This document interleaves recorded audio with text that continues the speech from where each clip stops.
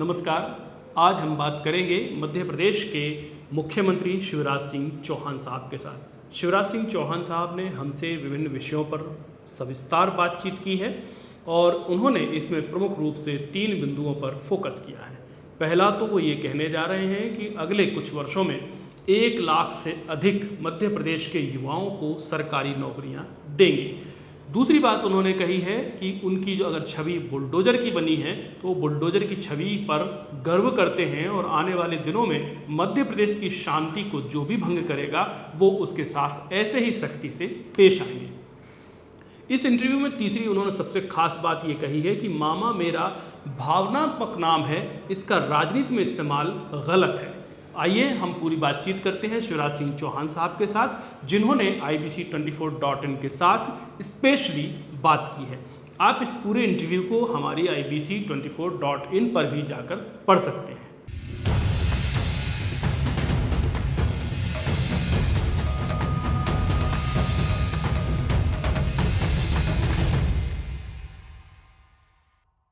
मध्य प्रदेश सरकार की जो फ्लैगशिप योजनाएं हैं वो क्या क्या मानते हैं आप, और उन योजनाओं की समीक्षा का क्या सिस्टम आपने बना रखा है? हमारी सरकार द्वारा हर वर्ग के लिए योजनाएं संचालित हो रही हैं। लाडली लक्ष्मी योजना 2.0, तीर्थ दर्शन योजना, CM राइस स्कूल, राशन वितरण योजना, जल जीवन मिशन, मुख्यमंत्री भू अधिकार, उद्यम क्रांति जैसे अनेक योजनाएं सरकार चला रही है और इन योजनाओं का लाभ निचले स्तर तक नागरिकों को मिले, इसके लिए समीक्षा होती है। हर गरीब को लाभ पहुंचाना ही हमारा लक्ष्य है। हमारे लिए प्रदेश के नागरिकों एवं गरीबों का कल्याण करने वाली हर योजना महत्वपूर्ण है। हम सभी योजनाओं का लाभ जन जन तक पहुंचाना सुनिश्चित करते हैं। गरीबों की जिंदगी बदल जाए, यही मेरे जीवन की सार्थकता है। आप बेटियों में मामा के रूप में स्थापित हैं, ये कोई राजनीतिक प्रोपेगेंडा है या कि इसमें कोई भावनाएं भी हैं? देखिए, ये कोई प्रोपेगेंडा नहीं है, ये अपनेपन का भावनात्मक संबंध है। शुरू से ही बेटियों के प्रति मेरा लगाव रहा है। मैं प्रदेश के बेटे बेटियों से अंतरात्मा से जुड़ा हूँ।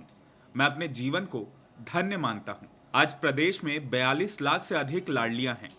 पहले बेटियों को बोझ समझा जाता था। मेरे हृदय में तकलीफ होती थी कि आखिर बेटे बेटी में भेदभाव क्यों हो। लाडली लक्ष्मी योजना को पढ़ाई से भी हमने इसलिए जोड़ा कि सब बेटियां ढंग से पढ़ें। ये लाडली लक्ष्मी बेटी योजना का चमत्कार ही है कि आज से पहले जब मध्य प्रदेश में 2006-07 में केवल 911 बेटी 1000 बेटों पर पैदा होती थी, तो वहीं आज 1000 बेटों पर 956 बेटियां जन्म ले रही हैं और 1000 बेटों पर 1000 बेटी जन्म ले, ये हमारा संकल्प है। अब कई माँ बाप ऐसे हैं जो बेटे की चाह नहीं करते। वो कहते हैं कि बेटियां हैं तो बेटियां ही हमारे कुल को तार देंगी, क्योंकि बेटी बेटे से कम नहीं है। मेरी लाडली लक्ष्मी बेटियों के चेहरे पर मुस्कुराहट आती है तो मेरी जिंदगी सफल हो जाती है। नई सदी अधोसंरचना की सदी कहलाती है और आपकी सरकार को मध्य प्रदेश में कमोबेश 17-18 साल हो चुके हैं। अगर 1.5 साल का कार्यकाल कमलनाथ जी का हटा दें तो इस दौरान ऐसी कौन सी अधोसंरचनाएं हैं जिनको लेकर के आप गर्व से कह सकते हैं मध्य प्रदेश में भाजपा ने ये किया है? देखिए, आज मध्य प्रदेश में हर क्षेत्र में विकास हो रहा है।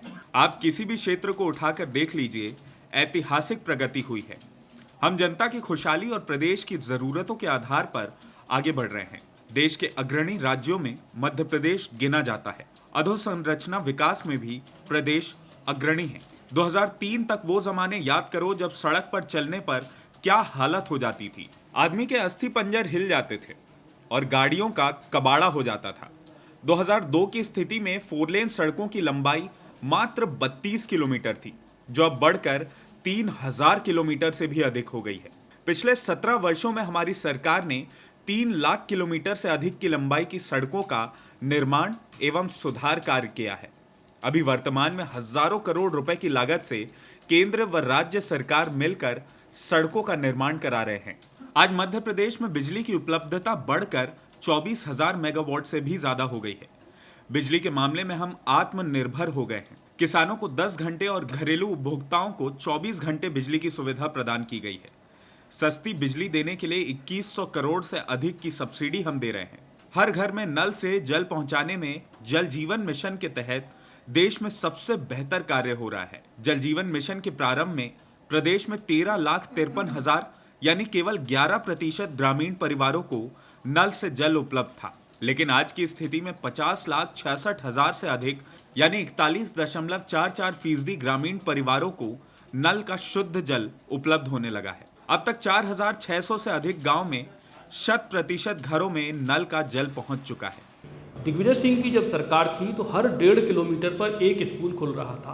आपकी सरकार जब से आई है तो युक्तिकरण के नाम से आपने कई सारे स्कूल बंद कर दिए हैं, ऐसा क्यों? सिर्फ स्कूल की बिल्डिंगों में शिक्षा का पैमाना नहीं मापा जा सकता। दिग्विजय सिंह ने शिक्षा को गड्ढे में डाल रखा था। हमारे प्रदेश के बच्चों को भी अच्छी शिक्षा मिले, इसलिए हम आज प्रदेश में सर्व सुविधा युक्त एवं सर्व साधन संपन्न स्कूलों का निर्माण सीएम राइज स्कूल योजना के अंतर्गत कर रहे हैं। प्रथम चरण में 370 विद्यालयों को सीएम राइज स्कूल में उन्नयन की स्वीकृति दी गई है। प्रथम चरण में इन स्टेट ऑफ द आर्ट स्कूलों के निर्माण के लिए 7,572 करोड़ रुपए बजट प्रावधान किया गया है। ऐसे कुल 9,000 से अधिक स्कूल खोले जाएंगे। एक भवन के निर्माण में 28 करोड़ रुपए की लागत आएगी। इन स्कूलों की सुविधाएं प्राइवेट स्कूलों से बेहतर होंगी। हम चाहते हैं कि प्रदेश के गरीब बच्चे भी आईएएस, आईपीएस, डॉक्टर और इंजीनियर बने। मेधावी विद्यार्थी योजना के तहत अगर गरीब बच्चों का एडमिशन बड़े बड़े संस्थानों में होता है तो उनकी लाखों रुपए की फीस हमारी सरकार भरती है। युवाओं का कौशल निखर रहा है। हमने बीते सालों में शिक्षा में जो काम किया है उसे पूरा देश जानता है। आपका पड़ोसी राज्य छत्तीसगढ़ राजीव गांधी योजना के नाम पर किसानों को पैसे दे रहा है। मध्य प्रदेश इस मामले में क्यों पीछे है? मध्य प्रदेश की सरकार किसानों की सरकार है। मध्य प्रदेश में समय पर खरीदी होती है। चना, गेहूं, मसूर की एमएसपी पर खरीदी होती है। अभी मूंग भी एमएसपी पर खरीद रहे हैं। इतना अच्छा हम जो जीडीपी में कर पाए उसका प्रमुख कारण हमारी खेती और किसान है। कोरोना काल में भी हमने किसानों को भरपूर राहत दी है। सिंचाई के लिए बिजली में सब्सिडी, 0% ब्याज पर ऋण, फसल बीमा योजना और कृषि क्षेत्र में अधोसंरचना के विकास के लिए हमने पर्याप्त धनराशि की व्यवस्था की है। किसानों को हम अब तक 1,72,000 करोड़ रुपए से अधिक का लाभ अलग अलग योजनाओं के तहत दे चुके हैं। किसानों को सबसे अधिक लाभ देने वाला राज्य मध्य प्रदेश है। आपकी छवि बुलडोजर मामा की है और आप कहते हैं कि अवैध उत्खनन के खिलाफ हमारी मुहिम जारी रहेगी, लेकिन जब मैदान में उतरते हैं तो अवैध उत्खनन तो बरकरार है। अवैध खनन पर सरकार एक्शन में रहती है। जो भी लोग अवैध खनन में हैं उनके विरुद्ध सख्त कार्रवाई के निर्देश हैं। हम किसी के विरोधी नहीं हैं, लेकिन गुंडे, बदमाशों, माफियाओं के विरोधी हैं। अभी 21,000 एकड़ जमीन हमने गुंडे माफियाओं से मुक्त कराई है। इस जमीन पर गरीबों के मकान बनाए जाएंगे, सरकारी कार्यालयों के उपयोग में लेंगे। जो भी मध्य प्रदेश की धरती पर गड़बड़ करेगा उस पर बुलडोजर चलेगा ही। मध्य प्रदेश में गुंडे, बदमाश, माफियाओं के लिए कोई स्थान नहीं है। मध्य प्रदेश जैसे बड़े राज्य को आत्मनिर्भर बनाने के लिए क्या करना चाहिए और सरकार क्या कर रही है? हमारे प्रधानमंत्री श्री नरेंद्र मोदी जी अद्भुत नेता हैं। उन्होंने आपदा को भी अवसर में बदला। उन्होंने हम सभी को नए जोश और ऊर्जा के साथ जनता की सेवा करने की प्रेरणा दी। जब देश कोरोना महामारी को झेल रहा था तो उन्होंने आत्मनिर्भर भारत के निर्माण का मंत्र दिया। एक ऐसा भारत जो सेल्फ सफिशिएंट हो, एक ऐसा भारत हो जो सेल्फ सस्टेन्ड हो, एक ऐसा भारत जो अपनी हर जरूरत को पूरा कर सके। हमने आत्मनिर्भर भारत के निर्माण में योगदान देने के लिए आत्मनिर्भर मध्य प्रदेश का निर्माण करने का निर्णय लिया और तेजी से इस काम में जुट गए। इसका रोड मैप बनाने वाला पहला राज्य मध्य प्रदेश है। आत्मनिर्भर मध्य प्रदेश के 4 प्रमुख आधार स्तंभ है: भौतिक अधोसंरचना, शिक्षा एवं स्वास्थ्य, सुशासन और रोजगार एवं अर्थव्यवस्था। मध्य प्रदेश आज हर क्षेत्र में प्रगति पथ पर अग्रसर है। आत्मनिर्भर मध्य प्रदेश का जो रोड मैप हमने बनाया है उसी के अनुसार कार्य भी कर रहे हैं। मध्य प्रदेश के स्थानीय लोगों को अधिकतम रोजगार मिले, इसके लिए सरकार क्या कर रही है और उसको लेकर के आपकी क्या योजना है? मध्य प्रदेश के मेरे युवा बेटे बेटियों का भाग्य बदलने के लिए उन्हें रोजगार देने के लिए मैं परिश्रम की पराकाष्ठा करने में जुटा हूं। रोजगार सभी को मिले, यह सबसे बड़ी आवश्यकता है। इसलिए हमारी सरकार ने यह फैसला किया है कि हम लगभग 1 लाख खाली पदों पर सरकारी भर्तियां प्रारंभ करेंगे। पुलिस की भर्तियां शुरू हो गई है, चाहे भर्ती शिक्षा विभाग की हो, राजस्व विभाग की हो, चाहे किसी और विभाग की हो। हम ज्यादा से ज्यादा सरकारी नौकरियां सृजित कर रहे हैं। सरकारी नौकरी के साथ साथ हम दूसरे क्षेत्रों में भी युवाओं को नौकरी देने के लिए रोजगार मेलों का आयोजन कर रहे हैं। हर माह 2 लाख नए स्वरोजगार अवसर सृजन का हमारा लक्ष्य है। मुख्यमंत्री उद्यम क्रांति योजना हमने शुरू की है। अभी तक 7,856 करोड़ रुपए से अधिक की ऋण सहायता हम युवाओं को दे चुके हैं। अगर किसी युवा साथी के पास इनोवेटिव आइडिया है तो उसे इम्प्लीमेंट करने में धन की कमी की बाधा नहीं आने दी जाती है। हम इसके लिए उनको आवश्यक सहयोग प्रदान कर रहे हैं और ये क्रम लगातार जारी रहेगा। बीते वर्षों में कितना मध्य प्रदेश में निवेश आया है और उस निवेश को आगे चलकर कितना और बढ़ाए जाने की संभावना है? भारतीय जनता पार्टी की सरकार का लक्ष्य है स्वर्णिम व आत्मनिर्भर मध्य प्रदेश बनाना। इसमें ज्यादा से ज्यादा निवेश जरूरी है। आज मध्य प्रदेश में बुंदेलखंड, बघेलखंड, मालवा, निमाड़, महाकौशल, विंध्य, ग्वालियर चंबल क्षेत्र, मध्य भारत सभी क्षेत्रों और सभी अंचलों के संतुलित विकास के लिए उद्योगों का जाल बिछाया जा रहा है।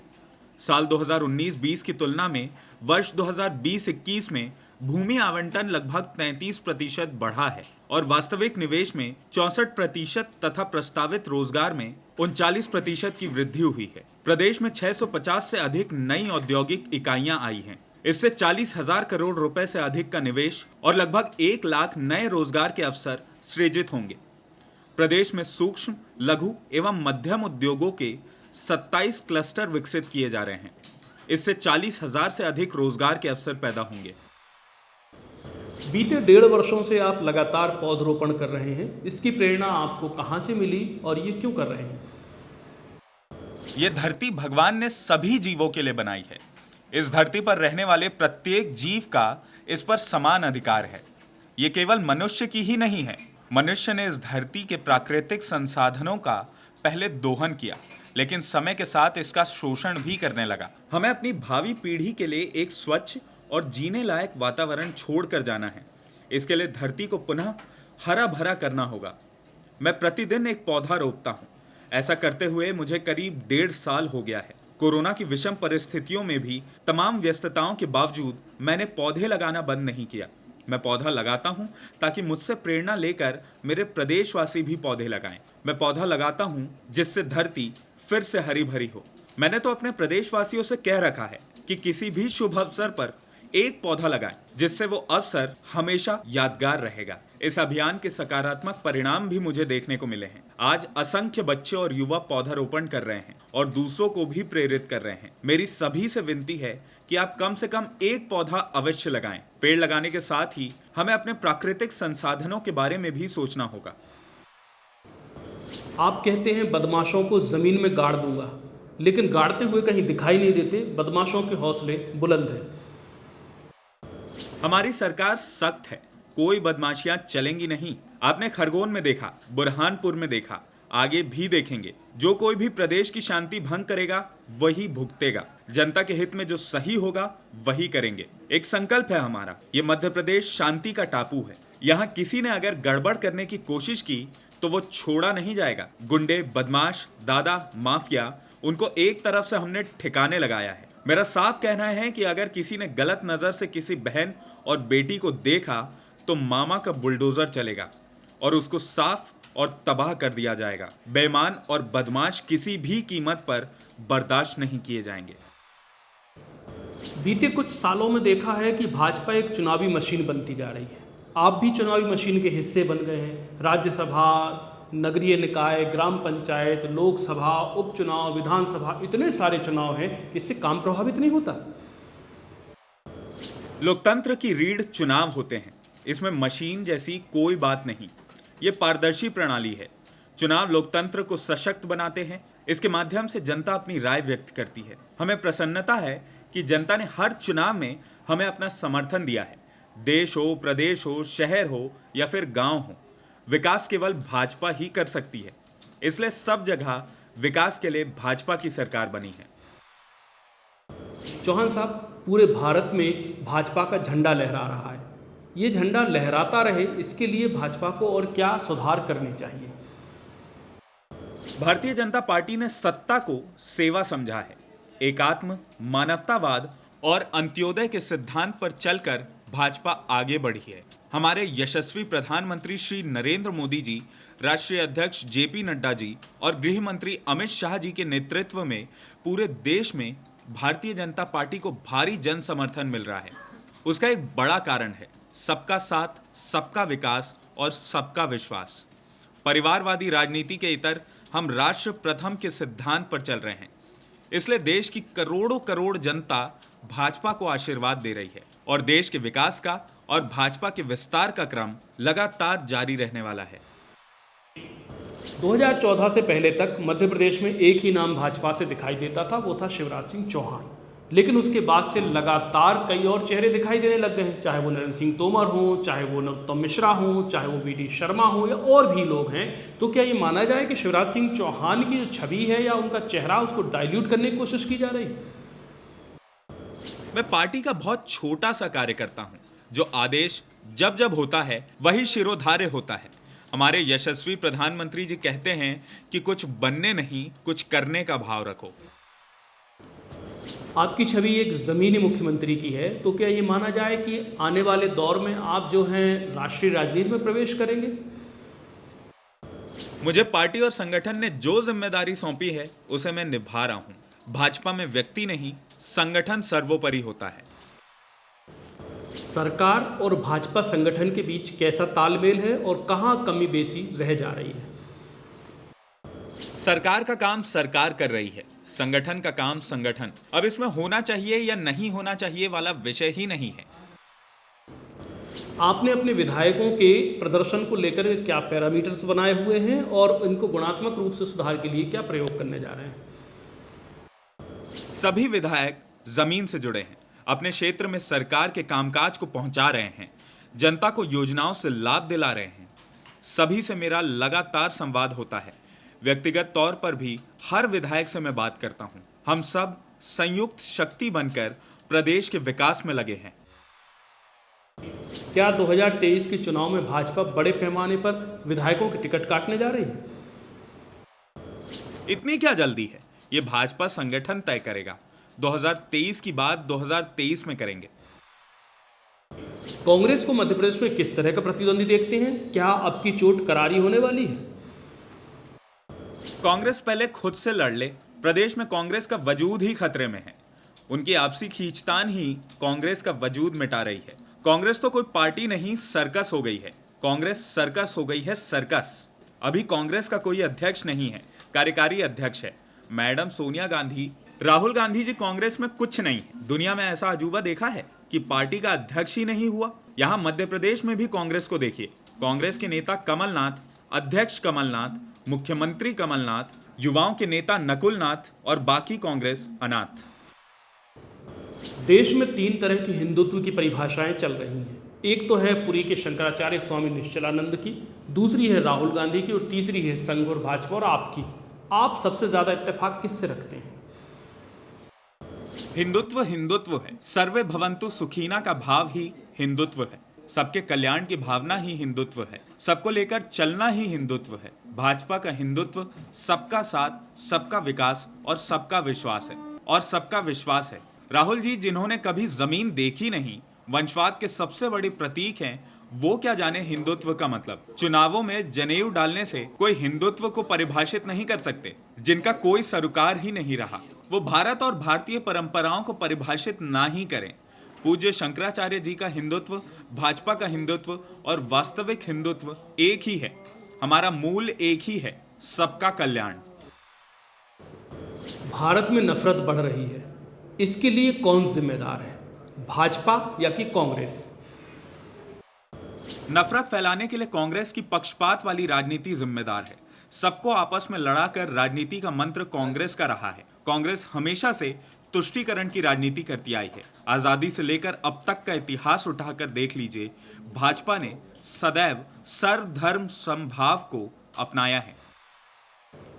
कई मामलों में आप बहुत दयालु नज़र आते हैं, कई मामलों में आप आक्रामक नज़र आते हैं। आखिर एक आदमी आपको कैसे जज करे?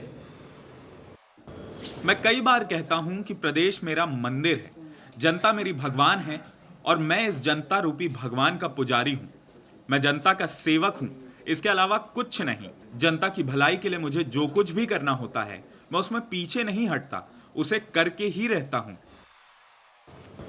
बतौर मुख्यमंत्री इतनी व्यस्तताओं के बीच अपने रिश्तेदार, अपने परिवार के लिए कैसे समय निकाल पाते हैं? वैसे तो पूरा मध्य प्रदेश मेरा परिवार है। सुबह आंख खुलने से लेकर रात्रि सोने तक हर समय बस प्रदेश की जनता की सेवा का लक्ष्य रहता है। जब हम पूरे मन से अपनी जिम्मेदारियों को निभाते हैं तो हर कार्य संभव हो जाता है। एक सामान्य इंसान की तरह मैं भी अपनी पारिवारिक जिम्मेदारियों को पूरा करने की कोशिश करता हूँ। आध्यात्मिक चिंतन, धार्मिक गतिविधियों में पूजन पाठ के लिए वक्त मिल पाता है आपको? नियमित रूप से ईश्वर का स्मरण करता हूँ, योग प्राणायाम करता हूँ। मेरे प्रदेश के लोग सदा खुश रहें, सबका कल्याण हो, यही प्रार्थना प्रतिदिन ईश्वर से करता हूँ। किताबें पढ़ना, खेल कूद में किसी में रुचि होती होगी आपकी, या कभी समय मिलता है इस सब चीज़ों के लिए? जब जैसा समय होता है विद्वान लोगों के साथ बैठता हूँ। विद्वानों के साथ चर्चा करना और पढ़ना अपने ज्ञान को बढ़ाने का सशक्त माध्यम है। एक और आइडियोलॉजिकली प्रश्न है, राजनीति को आप क्या मानते हैं? सेवा का साधन, धन का साधन, संपदा का साधन, या रुतबा का साधन?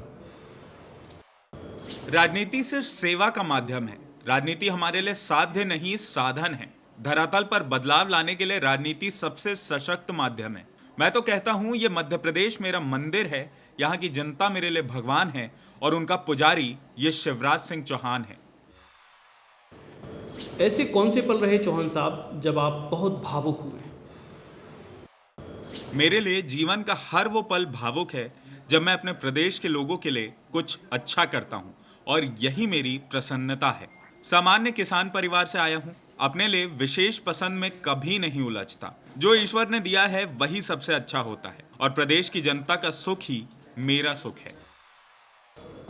इस पूरे इंटरव्यू को देखने के लिए आप www.ibc24.in पर जाकर पढ़ सकते हैं। साथ ही साथ अगर आपने अब तक इस चैनल को सब्सक्राइब नहीं किया है तो सब्सक्राइब कर ले, और आगे हम और इंटरव्यूज़ के साथ आपके साथ हाजिर होते रहेंगे। बहुत बहुत शुक्रिया, नमस्कार।